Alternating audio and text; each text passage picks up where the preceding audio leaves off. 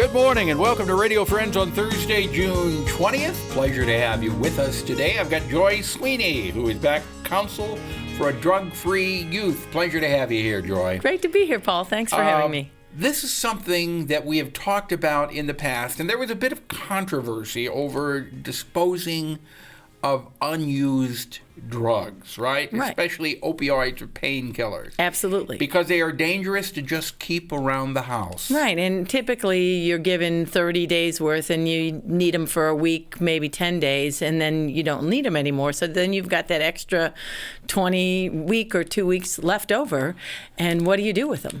Yeah. Now, there are drug take-back. What is it? Twice a year? Twice. The DEA sponsors 2 drug take-back days that are done usually at police stations, sheriff's departments in April, the last Saturday in April and the last Saturday in October.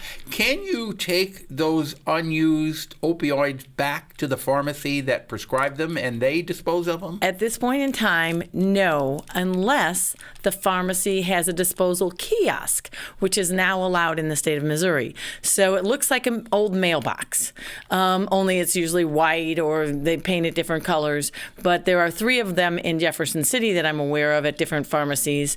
I don't know how many of them there are in Columbia, but some pharmacies do have a disposal kiosk. If your pharmacy has a disposal kiosk, yes, you may take them back to that. Okay, so the best thing to do is if you have them, ask your pharmacy. Absolutely. Yeah. Now, you also brought by one of these little, what do you call these things? It's a Dispose Rx, so it's a disposal of meds. And basically what is in there is a deactivation powder.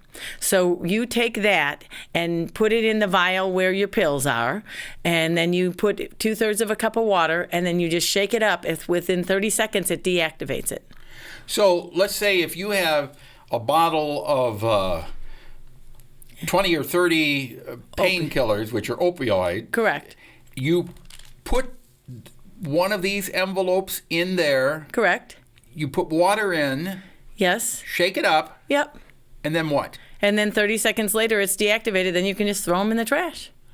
And it won't mix, it won't get in the landfill. It won't, because they will be deactivated. So you don't have to worry about it.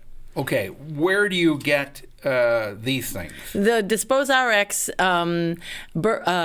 Amerisource Bergen donated them to Council for Drug-Free Youth for us to get them out to people that need them, especially young people is where we're targeting parents and young people after sports injuries.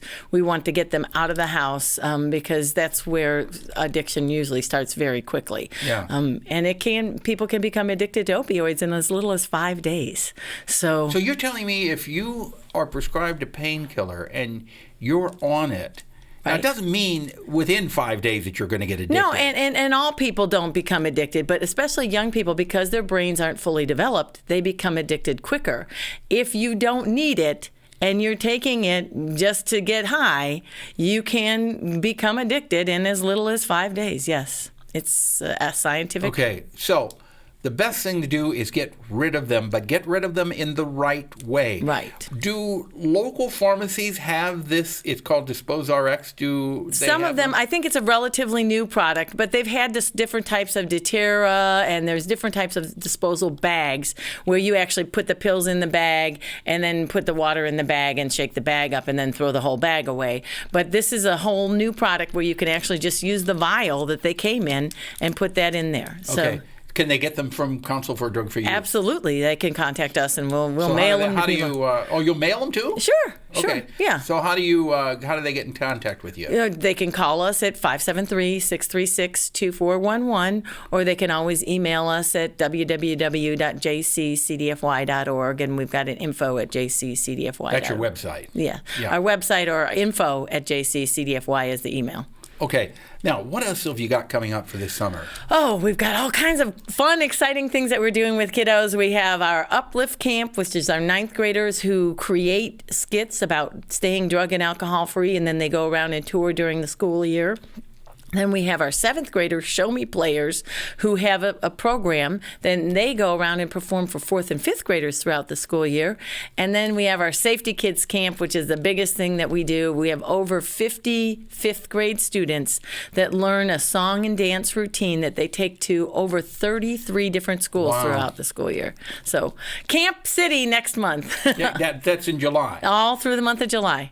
If somebody wants to sign up for this camp, how do they do it? Absolutely. If you've got a child that's going to be in 5th, 7th, or 9th grade, 579, next school year, give us a call at 573-636-2411, and we can let you know how you can get organized. Is this only for people in Jefferson City or Columbia, Jefferson City, all over? It's throughout central Missouri. There are certain schools that aren't included, but we're trying to get more schools involved, more communities involved, more school districts involved. So if you're in a school district that doesn't already have it, we can talk. Okay. All right.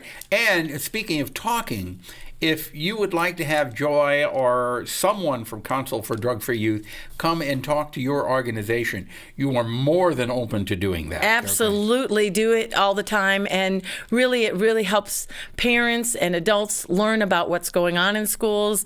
Vaping, many parents, we're way behind the 8 ball on vaping, and that's why it's become such a youth epidemic. Opioids, marijuana, especially with the advent of the medical marijuana policies in the state of Missouri, all kinds of different challenges that we will be facing in the upcoming years. You mentioned vaping, and until a short while ago, I didn't realize that much about what was going on with vaping. But vaping is taking the place of smoking, right? Absolutely. Absolutely. And it was touted as a cessation device. However, it is not helping anyone stop, to my knowledge. And it is introducing nicotine and tobacco to a whole new group of young people. And that is one of the biggest challenges we're facing right now with middle school and young high school students. Have you seen anything that has totally shocked you in the past 4 or 5 months that surprised you? No, I mean, we're bringing in all different ways. I mean, because young people are so in touch with social media and with technology. And so we're trying to bring the education to them in an innovative way. And so I guess the newest, most exciting thing is a walk-through inflatable brain, walk-through inflatable lungs. It's an inflatable body that you can actually learn from. It's got augmented and virtual reality incorporated in it. And I'm excited. We're going to bring that next year. All right. More information, you can contact Joy at Council for Drug-Free Youth. And again, that web address is jccdfy.org. All right. Joy Sweeney, thank you so much for coming by. And please come back again and look for those Dispose Rx. All right. We'll see you tomorrow. Bye-bye.